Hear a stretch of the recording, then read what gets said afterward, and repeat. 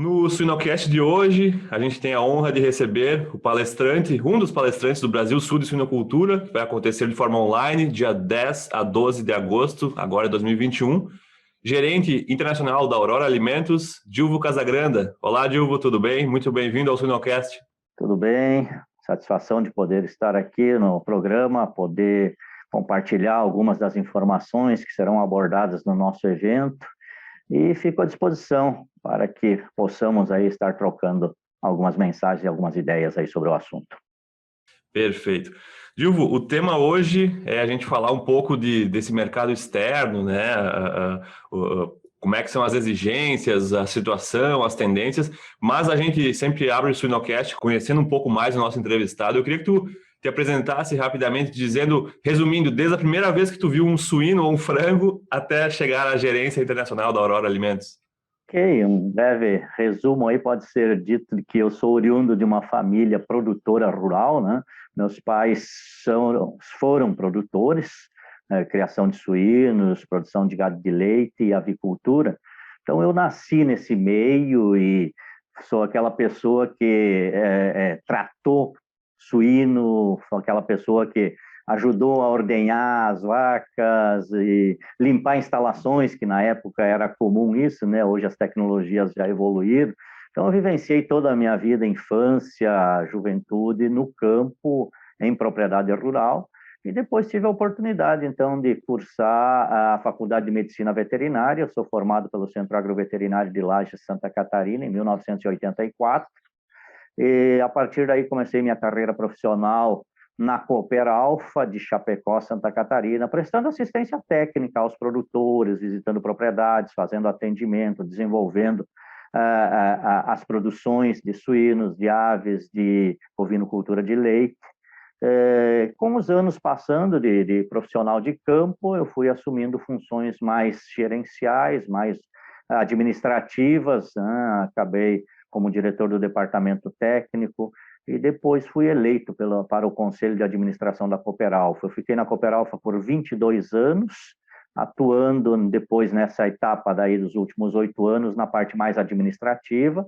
Fui vice-presidente, segundo vice-presidente da Cooper Alpha, até o momento em que eu fui convidado pela Aurora, da qual a Cooper Alpha faz parte, né, no Grupo Aurora, para cuidar dessa área internacional. Então, desde 2009, eu respondo pela gerência internacional da Aurora Alimentos. Até hoje, então, visitando os mercados, trabalhando, desenvolvendo o trabalho de exportações de carne suína, carne de aves e lácteos na Aurora.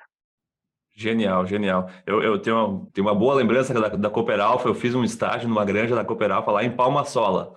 5.000 matrizes. Exatamente, uma granja fantástica, muito, muito legal a experiência que eu tive lá, foi muitos ensinamentos que eu tive lá no início da minha carreira também. Foi um grande desafio a implementação dessa granja, porque na época granjas maiores não era tão comum na região, né? Eu estava lá na época quando implementamos a granja de Palma-Sola, foi a primeira unidade na região com 5.000 matrizes. Um belo desafio que felizmente trouxe bons frutos. Legal, legal. Dilvo Casagranda. Bom, exportação, né? A gente principalmente com a China, com tudo que vem acontecendo no mundo, cenário atual e tendências na exportação. Esse é o tema da tua palestra no Brasil Sul e, obviamente, a gente quer só dar uma palhinha para o pessoal que vai acompanhar o evento. Se tu pudesse falar um pouquinho sobre o passado e o presente das exportações de carne suína, Dilvo, o que tu nos diria, assim? Bom, vamos lá.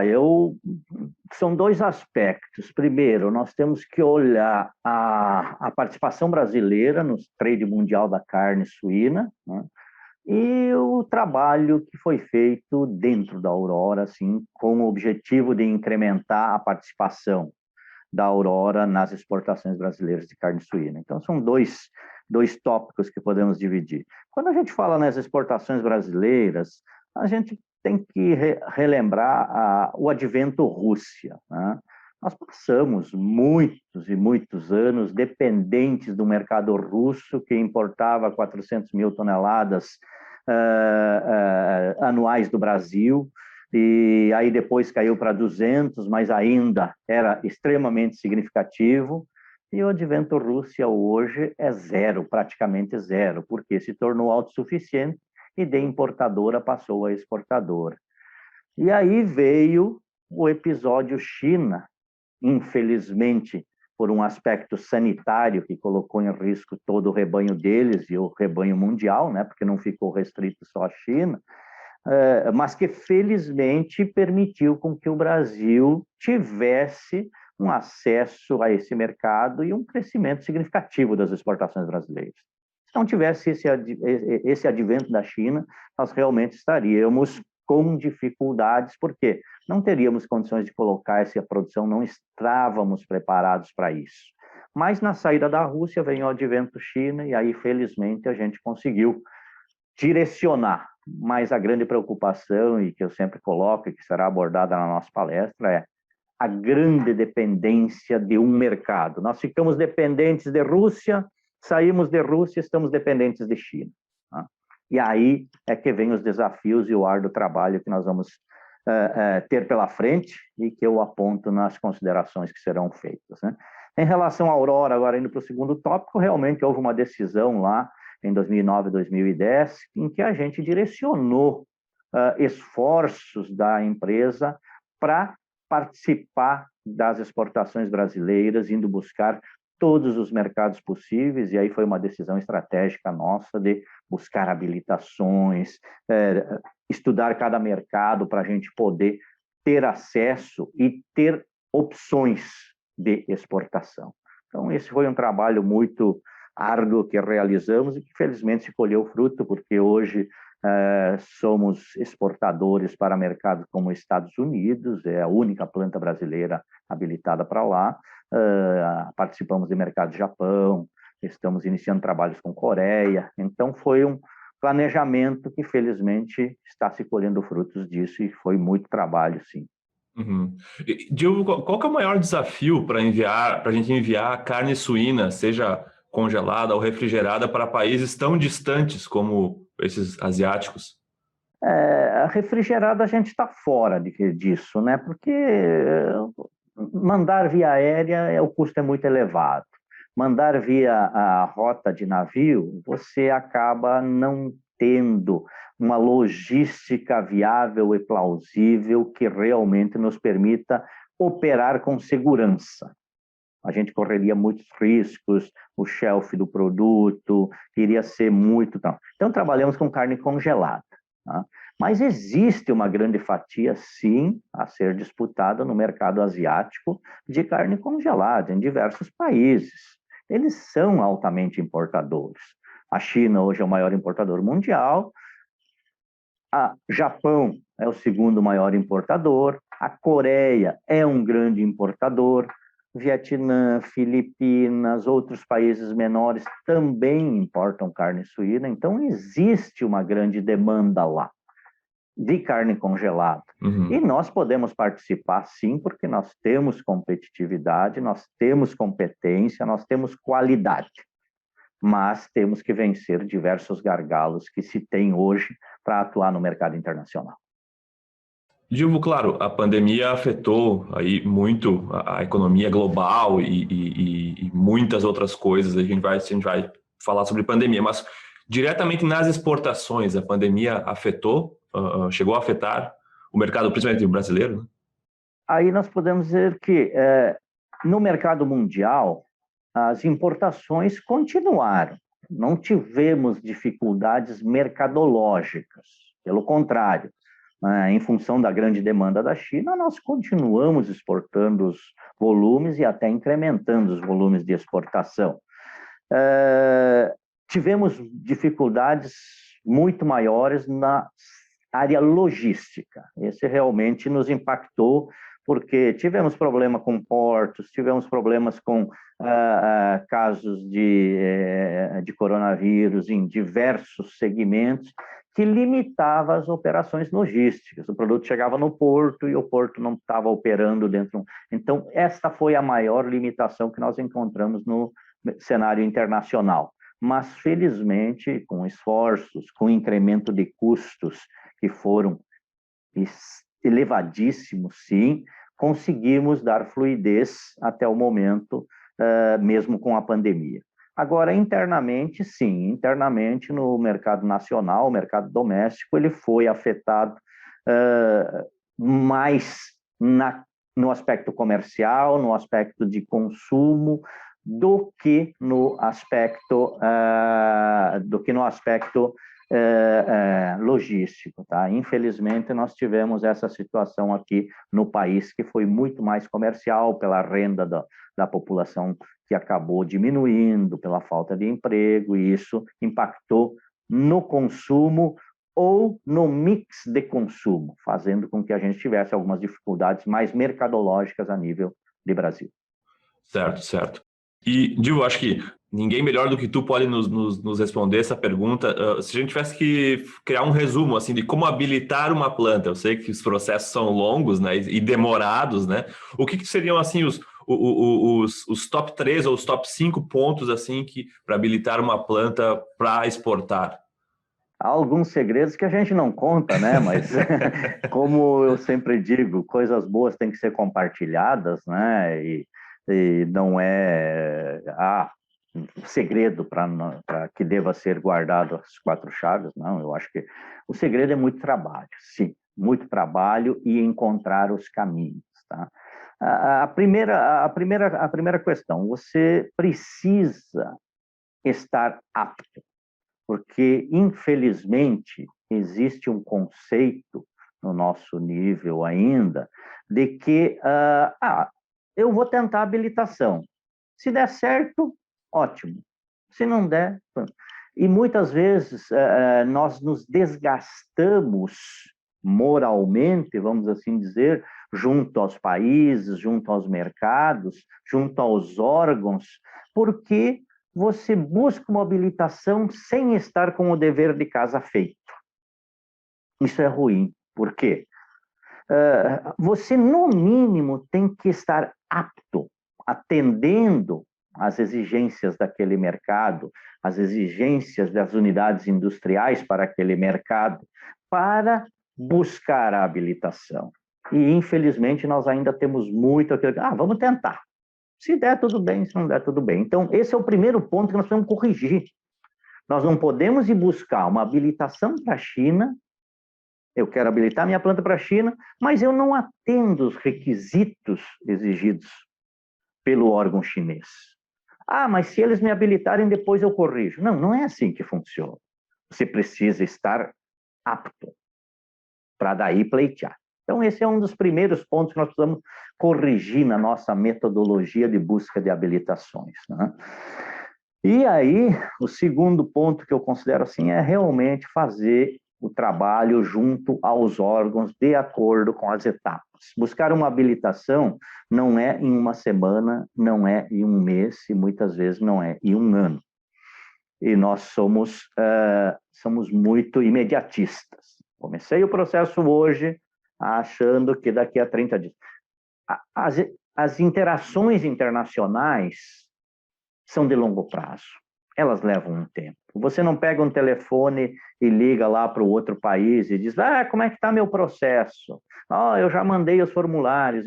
Não é assim que funciona. Existem todas as etapas dentro dos órgãos que você precisa cumpri-las, que começam lá pelo CIF local, para o órgão estadual, que são os CIPOAs, com o DIPOA lá em Brasília, com a Secretaria de Relações Internacionais, com o órgão diplomático do país, que é o Itamaraty, que vai enviar as mensagens, com a Embaixada do Brasil em cada local, que vai fazer as tratativas com o órgão daquele local. O órgão daquele país tem várias divisões. Então, toda essa escala, né, ela segue um rito. E muitas vezes nós queremos cortar o caminho, antecipar esse rito, e não é assim que funciona. Então, eu diria assim, terceiro ponto, paciência, muito trabalho e fazer as coisas antes, bem feitas, e não achar que vou fazer depois se eu conseguir habilitação. Então, esse é um dos pontos aí que eu gostaria de deixar claro, que não é segredo, não, realmente muito trabalho, muita organização e paciência. Sim, e tem uma coisa nesse âmago, assim, é que a gente está vendendo, né? Qualquer produto que a gente vai vender hoje, seja no varejo, no mercado, no comércio, depende da decisão do comprador muito mais do que da decisão do vendedor, né? Então, o vendedor ele tem que ter muito isso, exatamente como tu falou, né? O planejamento, essa questão desse tempo todo é, entre aspas, um convencimento que a gente precisa construir para que o comprador se sinta completamente agraciado e satisfeito com o produto que ele vai comprar, né? Então, por isso, e com certeza, é um produto de origem animal, é um alimento e não é, como tu falou, né? Não é do dia para a noite, né? Muitas vezes não é em um ano que se conquista esse comprador de uva. Certo. E uma das visões que eu acho que nós precisamos entender é que nós brasileiros temos muito o conceito do que, não, ó, esse produto importado vem de fora é melhor, é melhor. Lá fora não é bem assim, gente. Os países são muito mais, as populações são muito mais conservadoras, os países fazem um trabalho muito mais bairrista de vender ao seu a sua população, aos consumidores, de que, não, produto nacional é melhor. Então, você está na Coreia do Sul, tem campanhas para consumir a carne produzida na Coreia do Sul, incentivados pelos órgãos governamentais ou pelos órgãos do setor. Então, o consumidor de lá olha para o produto importado de uma maneira um pouco mais restrita, um pouco mais reservada. Nós não, nós já temos o hábito de achar que não, o produto importado é melhor que o nosso, nem sempre é assim, né? Então, isso faz com que os negócios, a conquista daquele espaço, a conquista daquele mercado, seja algo muito trabalhado, seja algo que demanda tempo, seja algo que realmente a gente precisa ter esse entendimento. E como você disse, quem determina é o lado do consumo, não é o lado de quem vende. Perfeito, perfeito. Dilvo, e se tu pudesse nos contar algumas exigências do mercado externo que de vários países, ou das mais simples às mais pitorescas, vamos dizer assim, que tu já ouviu falar ou que tu conviva também com essas exigências, quais seriam essas exigências, essas histórias que tu tem para nos contar? A mais assim que me chama a atenção e que realmente foi um aprendizado é você entender, e não só você, fazer com que internamente na empresa, numa indústria produtora, porque nós somos mal acostumados, né? Nós produzimos produto para a Rússia, em que você abre uma carcaça, divide pernil, paleta, copa, lombo, barriga, costela, são 6, 7 itens e uma caixa e manda embora. Esse era o modo. E as indústrias nossas ficaram muitos anos atuando assim. E atuando dessa maneira, você foi criando aquele hábito que dessa forma se comercializa suínos. Aí, quando você vai, como nós fizemos um trabalho com o mercado japonês, e chega para nós a exigência de que uma barriga tem que ter 44 a 46 centímetros de comprimento.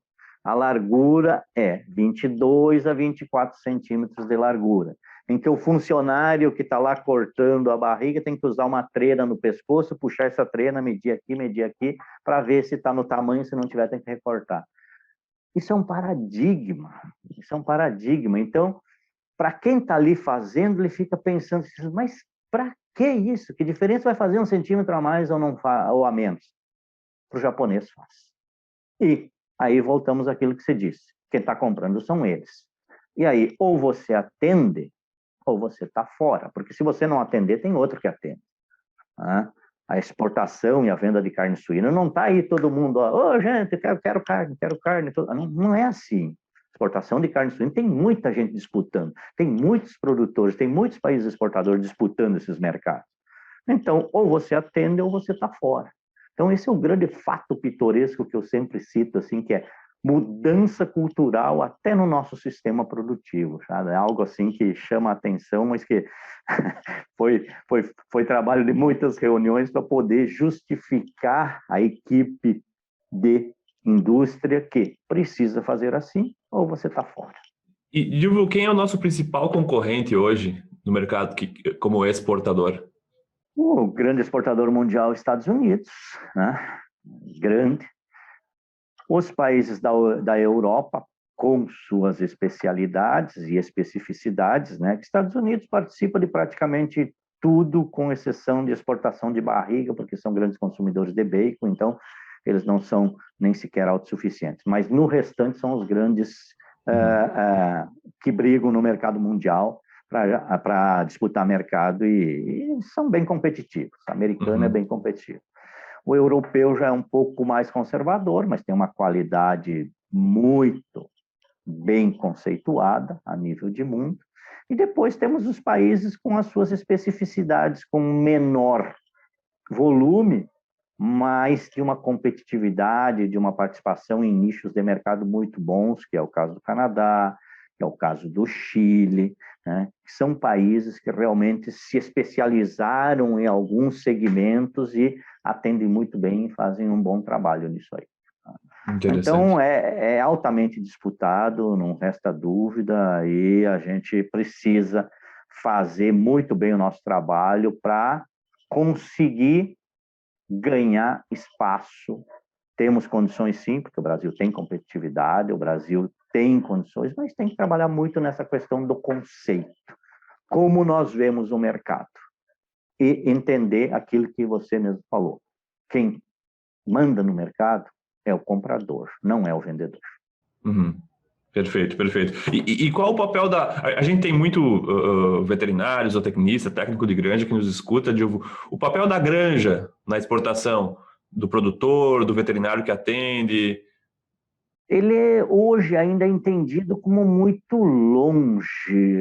O mercado está lá, eu estou aqui produzindo, sabe? Eu não posso fazer muita coisa para isso.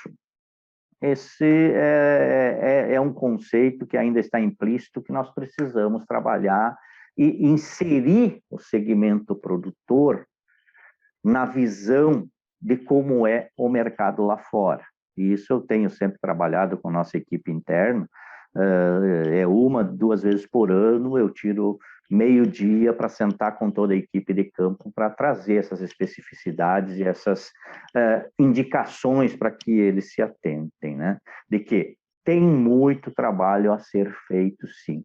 Desde a definição da genética que você usa no campo, ela impacta. Nós temos mercados a nível de mundo que você vai no cardápio do restaurante daquele país e você vê lá suíno Duroc, carne suína oriunda da genética Duroc. Tem sua especificidade, tem seu nicho de mercado. Então, poxa, eu posso contribuir com alguma coisa a nível de campo ou está muito distante? Não está distante, não. O que falta é nós fazer essa aproximação, porque como existe a indústria no meio, normalmente fica a parte de mercado aqui, a indústria aqui e o campo aqui. Cada um fazendo sua etapa. Não, nós precisamos juntar.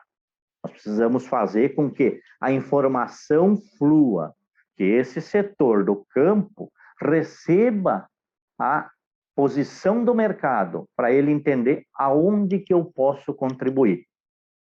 E tem muita contribuição a ser feita, sim. Perfeito, perfeito. Dilvo, para finalizarmos aqui nessa conversa, que talvez seja o ponto mais interessante aí, como que tu vê, qual que é o futuro disso, quais são as tendências? Claro, a gente não tem bola de cristal, mas se tu pudesse imaginar aí os próximos anos sobre o cenário das exportações de carne suína brasileira. Bom, nós demos um grande salto, né, que nós ficamos muitos anos aí nas 600 mil toneladas anuais e não saíamos disso, né? E nós demos um grande salto para 1 milhão, 1 milhão e 100, até talvez 1 milhão e 200 toneladas anuais no ano passado e vai repetir nesse ano. Só que isso está centrado na China, no episódio China. Foi uma oportunidade, tivemos sorte, e eu sempre cito que a sorte é a somatória da competência com a oportunidade. Nós temos competência para produzir e exportar? Temos. Surgiu uma oportunidade. Felizmente, tivemos sorte e conseguimos fazer com que abraçássemos esse volume, esse crescimento e atingimos esses números citados. Agora, para o futuro, nós temos muitos desafios e o principal deles que eu cito é pulverizar esse volume exportado, porque nós não vamos ficar com a China nesta situação quando a China recuperar. Mas quando que a China vai recuperar a produção deles? Eu não tenho bola de cristal, como se disse, e não estou lá na China, mas pela busca das informações não vai demorar mais muito tempo. E quando eles recuperarem a produção, não vai mais ter essa demanda como está tendo hoje. E o que nós vamos fazer? Vamos ter que pulverizar isso em outros mercados. Então, o grande desafio que teremos pela frente no cenário internacional é acessar outros mercados importantes. Nós temos México pela frente, que é um grande importador, e nós não acessamos. Nós temos que buscar resolver diversas situações que existem nos mercados em que nós estamos habilitados, mas que têm problemas em relação às negociações internacionais. Cito a Coreia, por exemplo, que o nosso produto entra lá com 25% de imposto de importação, né? Então dificulta, nós temos que colocar isso na mesa para que seja renegociado pelo governo brasileiro esse acordo. Então, o nosso desafio vai ser esse. E o outro grande desafio, que eu acho que é onde nós temos possibilidade de angariar mercado, agora não indo só para o lado internacional, mas sim no mercado doméstico, é inconcebível que nós nos mantenhamos há 10 anos consumindo 15 quilos de carne suína por habitante. Ah, mas no último ano subiu 1 quilo, subiu... Gente, quer dizer, qual é o projeto, qual é o trabalho de longo prazo que nós temos para fazer com que melhore esse nível de consumo? Então, nós estamos tendo um crescimento limitado ao crescimento vegetativo da população. E eu tenho defendido de que a cadeia, o setor, todos os órgãos precisam se unir para fazer com que a gente melhore esses índices. E tem como. Então, é questão de fazer um trabalho e priorizar isso aí. Então, acho que tem um grande trabalho no mercado doméstico a ser feito e no mercado internacional é buscar essa pulverização nos mercados e não ficar concentrado num único. Perfeito, perfeito, Dilvo. Dilvo Casagrande, palestrante do Brasil Sul de Suinocultura, de 10 a 12 de agosto, evento online. Muito obrigado pela palhinha que tu nos deu da tua palestra. Tenho certeza, já estou ansioso para escutar mais informações sobre esse tema que é tão importante. Eu acho que todos os elos da cadeia precisam entender um pouco disso, não só o órgão responsável por habilitar uma planta. Acho que é muito importante, seja o funcionário da granja até o mais alto escalão de uma empresa, entender um pouco desse assunto. Dilvo, a gente sempre finaliza os nossos episódios com algumas perguntas que não estão na nossa pauta, então não te assuste. Tá bom. Mas não são perguntas difíceis, ou talvez alguns entrevistados falam que são as mais difíceis. Eu queria que tu me recomendasse 2 livros, um relacionado à produção de suínos e um completamente fora da suinocultura. Rapaz, essa parte de livros, né? Eu não sou um assíduo leitor de livros, então, por indicação, tem um atual aí que eu gostaria de recomendar, que é uma publicação que está baseada muito no nosso colega Marcos Yanti, que escreveu com mais um outro colega, que fala sobre o entendimento do mercado chinês, tá? Eu não estou com o título memorizado, ainda não finalizei, já li uma boa parte disso, e eu acho que é algo interessante se você procurar aí sobre o mercado chinês, Marcos Yanti, ele vai estar linkado a isso aí. Ele traz assim uma visão de alguém que realmente vivenciou, estudou bastante o tema e nos dá algumas diretrizes para entender melhor tudo que se envolve com China. Porque hoje o que se fala em qualquer segmento, se fala de China. Parece que China é o celeiro do mundo, e parece não é, porque realmente, pela quantidade de pessoas que tem lá, pelo comércio mundial, pelo desenvolvimento, pelo PIB e pela tendência de vir a ser a maior economia mundial, você não fala de nada que não envolva a China.